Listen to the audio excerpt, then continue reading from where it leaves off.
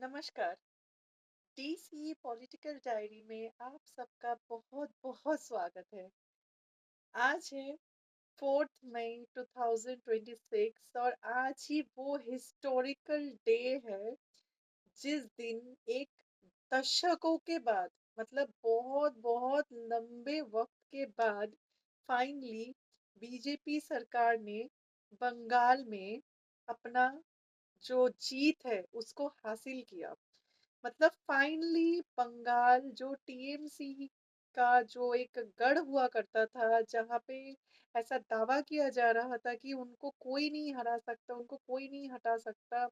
इतने सालों से पहले सीपीआईएम फिर टीएमसी इतना लंबा जो एक लड़ाई थी बीजेपी का सत्ता के लिए, बंगाल के डेवलपमेंट के लिए, फाइनली वो लड़ाई आज एक एक स्टेबल पॉइंट पे आया है। फाइनली बीजेपी ने बंगाल को जीत लिया है। बंगाल के लोगों ने, बंगाल के जनता ने बीजेपी को जीत दिया है और प्रचंड बहुमत दिया है।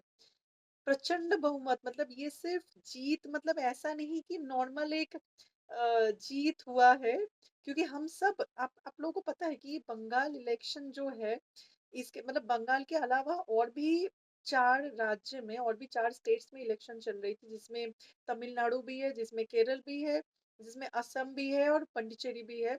इनमें से असम और पौंडीचेरी में भी बीजेपी सरकार दोबारा रिपीट हुआ है, क्योंकि वहाँ के जनता ने बीजेपी सरकार के काम से इतने खुश है कि प्रचंड बहुमत देके इन दोनों स्टेट पे बीजेपी सरकार दोबारा वापस आए हैं। और बाकी जो 2 स्टेट है तमिलनाडु और केरल, केरल में तो सीपीआईएम पार्टी जो है उनका 10 साल का सत्ता था, वो तो पलट गया। अभी दूसरे पार्टी है वो आए हैं। और तमिलनाडु में भी एक नए पार्टी है, जिनको तमिलनाडु के जो लोग हैं उन्होंने उस पार्टी को समर्थन दिया है। तो ओवरऑल लेकिन इन सब के बीच जो सबसे ज्यादा इंटरेस्टिंग और घमासान मचा के रखे थे जिस स्टेट का इलेक्शन, और वो था वेस्ट बंगाल, जिसको लेके हर कोई जिसके तरफ देख के बैठे थे, क्योंकि सिचुएशन कुछ इस तरह के थे जैसे 2-3 दिन से हम बातचीत कर भी रहे थे कि वहां पे इलेक्शन तो हो चुका था 2 दफा में, इतनी सारी तैयारी, मतलब इलेक्शन कमीशन इतना बड़ा एक्शन लेना वहां पे पूरी तरह से, मतलब पहली बार without any fear, without any violence, किसी भी तरह के कोई भी गुंडागर्दी से दूर हटके एक पीसफुल और प्रॉपर तरीके से इस साल वोटिंग किया गया था। और आपको याद होगा, हर कोई मीडिया या मैंने खुद भी पिछले वीडियो में बोली थी, अगर इस साल जो भी पार्टी जीत गई इस बार, वो अपने जनता के बहुमत से ही जीतेगा। यहाँ पे किसी भी तरह की कोई फोर्स, कोई मैनिपुलेशन कुछ भी नहीं है, क्योंकि ऐसा कुछ हुआ ही नहीं था। बहुत फेयर वे में वोट हुआ था, वोट टीएमसी को मिले या बीजेपी को मिले, किसी को भी मिले। तो फाइनली जो जनता है उन्होंने बीजेपी को बहुमत दिया है, और 1-2 सीट नहीं है, मतलब जो आंकड़ा आए हैं बीजेपी का वो सोच से बाहर है। 200 प्लस, लगभग 208 सीट बीजेपी ने अकेले जीत लिया है। मतलब पिछली बार जहां बीजेपी का सीट था 77, वहां से आज बीजेपी को 208 के आसपास सीट मिल चुका है इस इलेक्शन में। और सबसे पहले मैं बंगाल के जनता को दिल से बधाई देती हूँ इस परिवर्तन के लिए, इस सही डिसीजन के लिए, और अपने आप को, अपने बंगाल को जो उन्होंने बचाया है, जो सेव किया है, हिंदुत्व को जो उन्होंने बचाया है, हर एक चीज के लिए उनको बहुत बहुत बधाई और बहुत बहुत धन्यवाद भी, कि आप लोगों ने बीजेपी सरकार पे भरोसा किया, उनको एक मौका दिया काम करने के लिए। सब मतलब फॉर एवरीथिंग बंगाल की जनता के साथ बहुत बहुत मायने रखते हैं हमारे लिए, हम पूरे देश के लिए। और ये जो जीत है, ये जीत एक हिस्टोरिकल है, हिस्टोरिकल इसलिए मैं बोल रही हूँ क्योंकि बंगाल एक ऐसा स्टेट है जिसको लेके हमेशा से कंट्रोवर्सी रहा है कि वहाँ के लोगों के साइकोलॉजी अलग है, वहाँ पे सेक्युलरिज्म बहुत ज्यादा इंपॉर्टेंट है। जैसे जो नैरेटिव जिसको लेके मैंने ऑलरेडी वीडियो भी बनाई है एक डेडिकेटेड कि सेक्युलरिज्म वहाँ पे कैसे काम करता है, कैसे बंगाली का माइंडसेट काम करता है। लेकिन ये जो सारी थिंकिंग है इस चीज को ना वहाँ के जो मेजोरिटी वोटर्स है उन लोगों ने बिल्कुल खत्म कर दिया है। मतलब उन लोगों ने दिखा दिया, बंगालियों ने दिखा दिया कि बंगाली में आज भी हिंदुत्व जिंदा है। जो सेक्युलरिज्म का कीड़ा है वो लिमिटेड कुछ लोगों में है, जिन लोगों ने गंदगी फैला रखे है। बाकी लोग हिंदुत्व को सपोर्ट कर रहे हैं। लोग चाहते हैं कि बंगाल के जो लेडीज है उनके सेफ्टी आए, उनके लाइफ में तरक्की हो, बंगाल के बंगाल में इंडस्ट्री आए। और ये जो लक्ष्मी भंडार को लेके जो नैरेटिव चल रहे थे कि लक्ष्मी भंडार दिया जा रहा है एंड ऑल, लेडीज लोग लक्ष्मी भंडार के लिए टीएमसीपी को वोट देंगे, उस नैरेटिव को भी वहां के जनता ने एकदम नेस्ता नाबूद कर दिया। मतलब खत्म कर दिया उस नैरेटिव को कि नहीं, they don't want any kind of Lakshmi भंडार, एनी काइंड ऑफ जी। मछली को लेके भी जो प्रोपागेंडा चल रहा था, विरोध ही नहीं, सीपीआईएम, टीएमसीपी, कांग्रेस, किसी ने तो कोई कसर नहीं छोड़े थे। किसी ने कसर नहीं छोड़ा था किसी तरह के बीजेपी को रोकने के लिए, बीजेपी के अगेंस्ट प्रोपागेंडा फैलाने के लिए। वहां पे खान पान से लेके हर एक चीज को उन लोगों ने टारगेट कर दिया, मतलब कुछ कुछ बाकी नहीं रखा।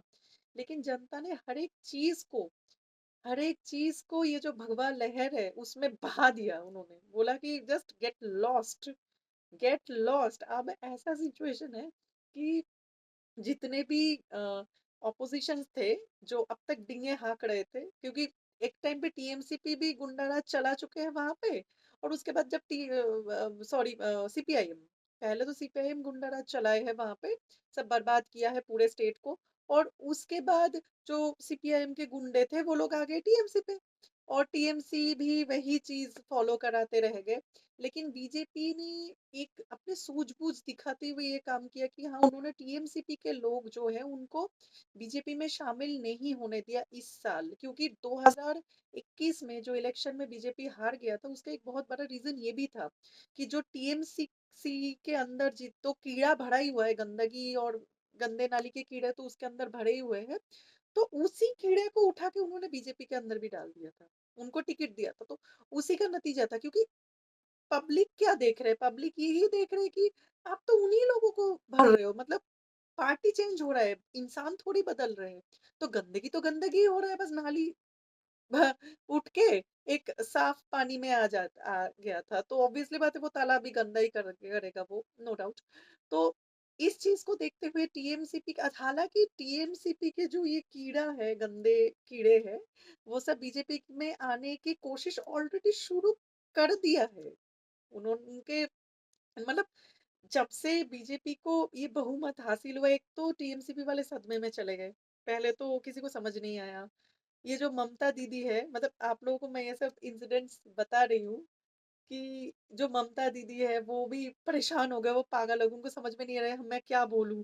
लाइक मैं ये बोलूं कि मेरे को, मतलब लास्ट में सब सब कुछ जब खत्म हो गया बोलना, तो उन्होंने ये नैरेटिव शुरू किया कि मुझे ना मारा गया है, मुझे पीटा गया है वोटिंग काउंटिंग सेंटर के अंदर। और इतनी झूठी औरत है ये, लास्ट टाइम तक बोल रही है कि सीसीटीवी को बंद करके मुझे पीटा गया है। मतलब ऐसा तो है होगा, मतलब जैसे वो एक वो बुजुर्ग के लिए जैसे वो प्रोपागंडा फैलाया था ना इन लोगों ने कि किसी बुजुर्ग को जवानों ने मार के पीट के मार दिया, तो वो तो खुलासा हो गया इनका सीसीटीवी से। तो इसीलिए उन्होंने इस बार बोल दिया कि सीसीटीवी बंद करके मुझे मारा गया है। मतलब झूठ के कोई लेवल नहीं है, हार चुके हैं, सब कुछ खो दिया है।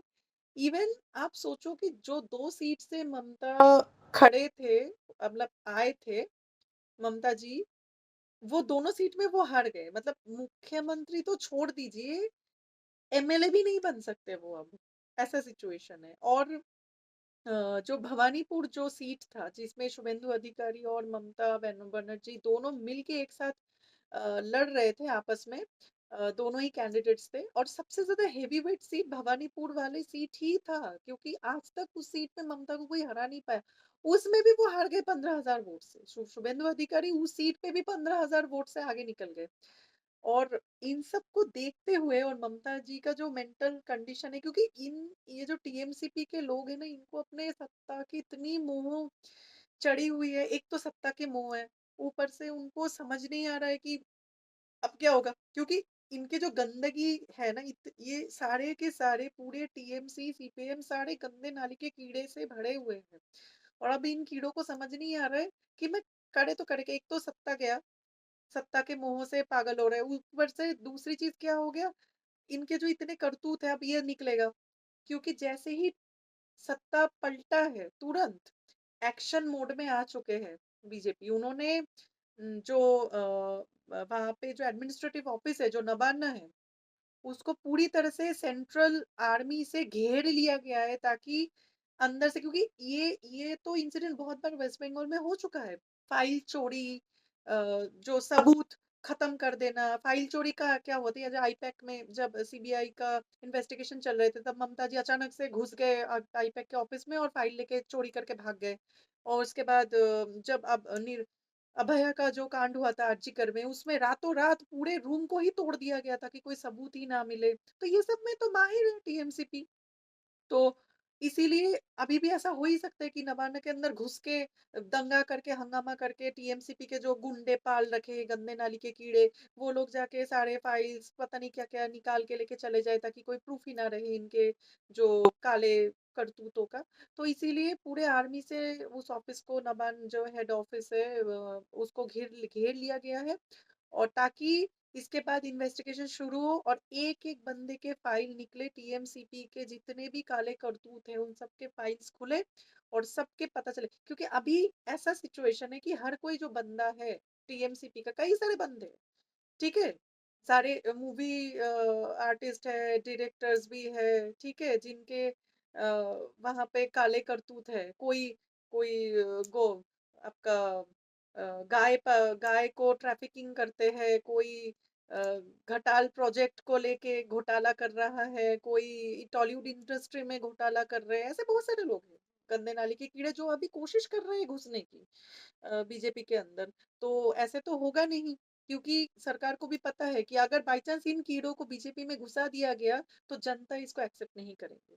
तो एक्सपेक्टेड कि बीजेपी इस तरह के कोई स्टेप ना ले कि जो टीएमसी में जो कार्यकर्ता थे उनको दोबारा बीजेपी में वापस आने के कोई चांसेस ना दे। क्योंकि एक चीज मैं बता दूं, मेरे पास ये खबर भी आ चुके हैं कि कई सारे जो छोटे-मोटे लोकल जो लड़के थे, लड़के जो कोई काम नहीं करते हैं, जिनके पास कोई काम नहीं होता है, बस इनका काम है गुंडागर्दी करना, तोलाबाजी करना। इनको इनका बस एक ही मोटो है कि मुझे किसी भी तरह जो सत्ता का जो भी पार्टी सत्ता में रहेगा, उसमें रहना है, ताकि मैं अपना तोलाबाजी, अपने गुंडागर्दी ये सब कुछ चलाता रहूँ। क्योंकि टीएमसी के डूबने का भी यही रीज़न है। टीएमसी आज जो हारे हैं उसका भी यही रीजन है, क्योंकि सीपीआईएम के जो टाइम था उस टाइम पे भी यही गुंडागर्दी चलती थी, यही गुंडा राज, जंगल राज। क्योंकि वो क्या है, वो तो नक्सली है, माओइस्ट है, तो वो लोग ऐसे ही करते थे। तो अब उनसे छुटकारा पाने के लिए टीएमसीपी को लाया जनता ने। उनको लगा कि ये एक फेयर, क्योंकि उस टाइम पे सच में ममता ने बहुत प्रोटेस्ट किया था, ममता बनर्जी ने, उन्होंने आवाज उठाए थे इन सब चीजों के अगेंस्ट। तो लोगों ने उनको चूज किया। तो जब उनको चूज किया तो वही कीड़े उठ के टीएमसीपी में घुस गए। और पूरे आप आज उसका नतीजा आपको दिख ही रहा है। चारों तरफ करप्शन ही करप्शन, चारों तरफ गुंडा राज। अब वही चीज अगर बीजेपी भी रिपीट करेगा तो वो बीजेपी के लिए भी अच्छा नहीं होगा, क्योंकि गंदगी गंदगी ही होता है, वो कभी क्लीन नहीं हो सकता। ये तो गई ये बात। अच्छा, इसके अलावा जो मैं आपको अभी बता रही थी, जो पुलिस की घेराबंदी के बारे में, तो नवान्नों को तो घेर लिया गया है ताकि सारे फाइल्स वहां से निकाला जाए और प्रॉपर इन्वेस्टिगेशन हो सके हर एक चीज का। दूसरी न्यूज, अभया के जो माताजी है, जिनको रत्ना देवनाथ, जो पानीहाटी विधानसभा से जिनको टिकट दिया गया था, और उनके अगेंस्ट भी ये घटिया सीपीआईएम, ये जो कीड़ा, घटिया गंदे नाली के कीड़े जो ये सीपीआईएम पार्टी, इन लोगों ने उस इंसान के अगेंस्ट भी प्रोपागंडा फैलाया था कि आप लोग कुछ भी हो जाए, रत्ना देवनाथ को मत वोट दीजिएगा, भले ही आप टीएमसीपी को दे दो। मतलब इतने घटिया। मतलब खुद सत्ता में आने के लिए इतने गिर चुके हैं, इतने गिर चुके हैं कि वो लोग भूल गए कि ये जो लेडी है, ये जो रत्ना देवनाथ है, इनको इनको कुछ पाना नहीं है, इनको सत्ता में आके अपने लिए कुछ नहीं करना, क्योंकि जिस लेडी की इकलौती बच्ची वो मर चुके हैं, वो किसके लिए चोरी करेंगे, किसके लिए डकैती करेंगे? ऑफ कोर्स उनको बस जस्टिस चाहिए, और जस्टिस के लिए उनको एक ऐसी पार्टी चाहिए जो उनको फेयरली जस्टिस दे सके, इसलिए उन्होंने बीजेपी पे भरोसा किया। उसको लेके भी इस सीएम सीपीआईएम और टीएमसी ने गंदा राजनीति किया, लेकिन करके क्या फायदा हुआ? क्या वो जीत गए? वो वो ये घटिया राजनीति करके कुछ नहीं कर पाए। रत्ना देवनाथ 15,000 वोट से जीत चुके हैं पानियाटी विधानसभा से। ये जनता ने दिखा दिया है कि वो उनके साथ है। जनता ने दिखा दिया है कि वो जस्टिस के साथ है, वो उनके साथ है। तो ये जो घटिया प्रोपेगेंडा है, यहाँ पे भी काम नहीं किया। ठीक है, तीसरी चीज ये जो अभिषेक बनर्जी है, कल तक डींगे हाँक रहे थे। एक एक घटिया छपरी थर्ड क्लास गुंडे की तरह गाड़ी के छत पे खड़े होके चिल्ला चिल्ला के पब्लिक के बीच में बोल रहा था कि 4 तारीख 12 बजे के बाद हम देख लेंगे, 4 तारीख 12 बजे के बाद हम ये कर देंगे, वो कर देंगे, खून की नदी बहा देंगे, डीजे बजाएंगे गाँव में। ठीक है, इस तरह की घटिया धमकी दिया था। मतलब वो तो उन्होंने तो बोल ही दिया कि 4 तारीख के बाद एकदम खून की नदी बहाएंगे। इस तरह से उन्होंने एक धमकी देना शुरू कर दिया कि 4 तारीख के बाद देख लेंगे। अब वो कहाँ है? Where is the person? He is totally disappeared. वो दिखाई नहीं दे रहा है कहीं पे। जितने भी टीएमसीपी के बड़े बड़े नेता थे, जो लोग घटिया घटिया डिंगे हाँकते थे अब तक, वो सारे गायब है। और उनके अगेंस्ट मुझे ऐसा लगता है, ये जो अभिषेक बनर्जी है, उसने जितने भी हरकतें किया है, अभिषेक बनर्जी हो गया, हुमायूं कबीर हो गया, जहांगीर शेख हो गया, जितने भी लोग थे, इनके अगेंस्ट इतनी स्ट्रिक्ट एक्शन इस वक्त होनी चाहिए, क्योंकि जनता को इन लोगों ने इतना डरा, इतना धमका, इतना परेशान किया। और मैं लिटरली बता रही हूँ, अगर ये पार्टी, अगर टीएमसीपी आज जीत जाता और अगर ये आ जाता आज सत्ता में, तो इस वक्त इतनी मर्डर होता, क्योंकि हर साल ये होता है, हर साल ये होता है। लास्ट ईयर इलेक्शन के बाद पोस्ट इलेक्शन वायलेंस का लगभग 1900 प्लस एफआईआर जमा हुआ है कोर्ट में जाके। आप सोच सकते हो, किसी स्टेट में किसी ने सुना है? इतनी वायलेंस होते हैं वहां पे, और ये सीपीआईएम और टीएमसीपी करते हैं ये चीज। ठीक है, पोस्ट इलेक्शन वायलेंस।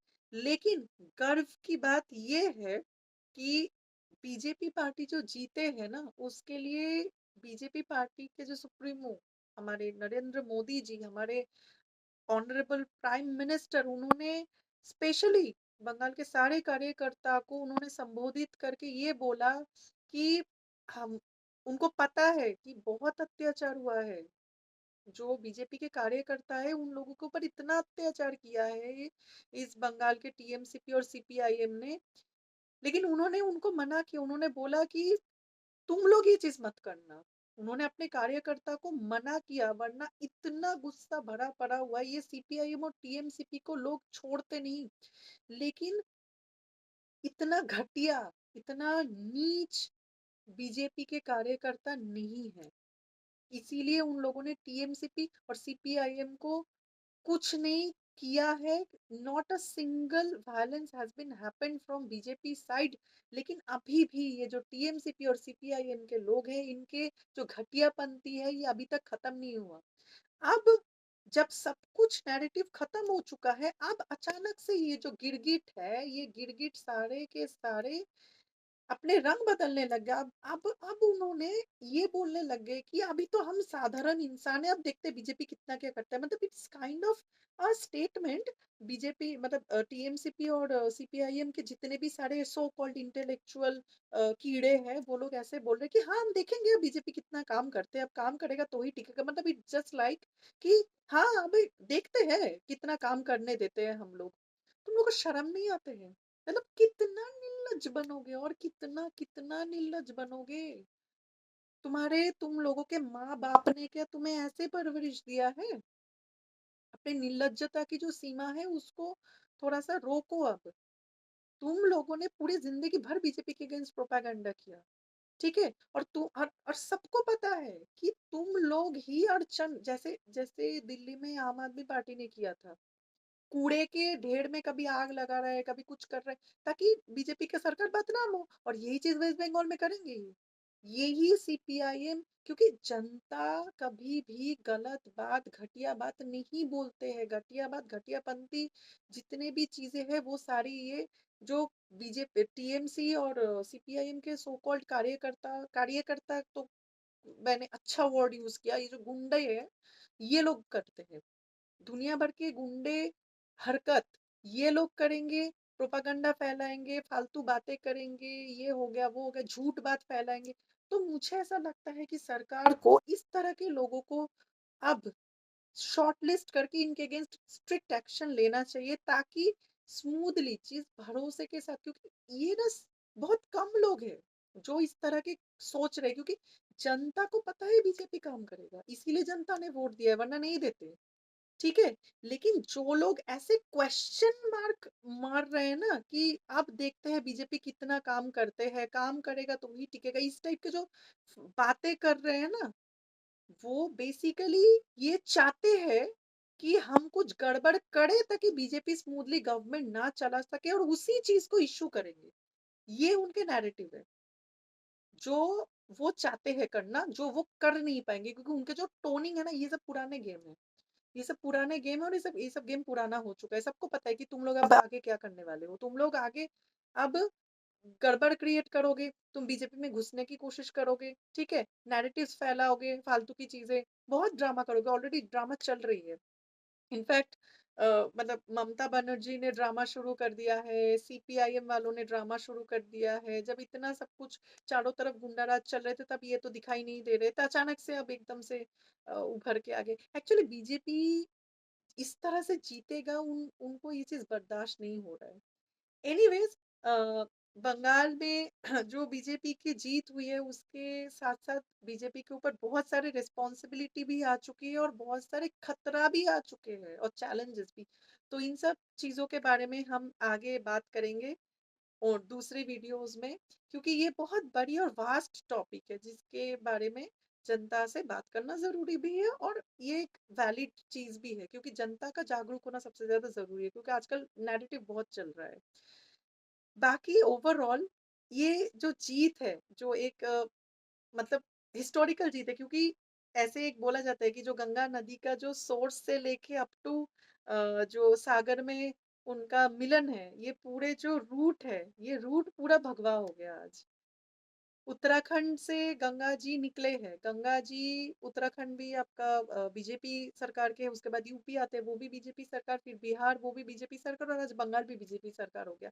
गंगोत्री से गंगा सागर तक पूरा बीजेपी शासित, बीजेपी को जनता ने चुना, जनता ने भरोसा किया, इसके लिए बहुत बहुत आभारी। और ऑनेस्टली स्पीकिंग, मैं खुद देखना चाहती हूँ कि बंगाल में बीजेपी किस तरह से काम करता है। हालांकि मैंने फिर से आई एम रिपीटिंग, मुझे पता है कि कुछ सो कॉल्ड लोग हैं, जो लोग जनता बन के, साधारण इंसान बन के, जबकि वो अंदर ही अंदर सीपीआईएम या फिर टीएमसीपी के एजेंट है, लेकिन वो बनेंगे जनता, और जनता बन के अड़चन डालने की कोशिश करेंगे, विघ्न डालने की कोशिश करेंगे। लेकिन मुझे भरोसा है बीजेपी उन सब चीजों को हटा के, उसको तोड़ के आगे बढ़ेंगे, बंगाल की जनता के लिए भला करेंगे, सब कुछ अच्छा होगा।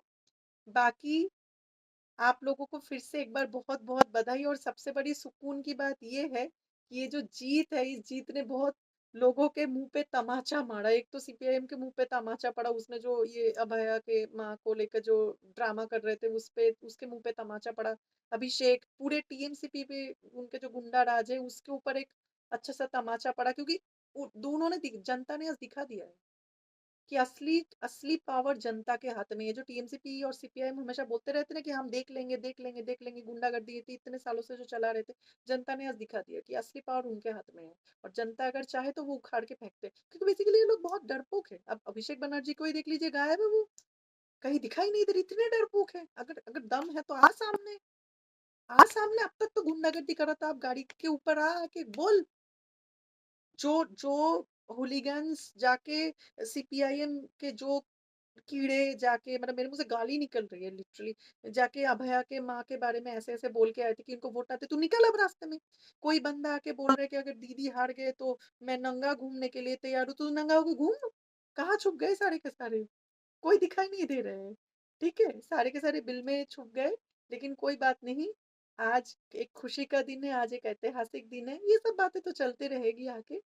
फिलहाल आप लोग भी एन्जॉय कीजिए, मछली खाइए, मिठाई खाइए, रसगुल्ले खाइए, मनाइए अपने आज़ादी, अपने जो आतंक राज था अब तक का, वो अंधकार जो दिन थे बंगाल का, वो खत्म हुआ। और हमें उम्मीद है, हमें विश्वास है, नॉट नॉट ओनली उम्मीद है, हमें विश्वास है कि बहुत सारे चैलेंजेस हैं। इस चैलेंजेस को लेके मैं अगली वीडियो में बात भी करूँगी, लेकिन उसके बावजूद बीजेपी बंगाल के लोगों के लिए भला करेंगे। और सबसे बड़ी चीज़ है, बंगाल के जो सबसे बड़े 2 चैलेंज है, जो रोहिंग्या है, सेफ्टी है, इन सब में सबसे पहले काम होंगे। सबसे पहले इस पे काम हो, क्योंकि इंसान की सेफ्टी सबसे पहले, पहले तो इंसान सेफ हो जाए, उसके बाद आगे सब कुछ अपने आप होता रहेगा। इसमें कोई शक नहीं है।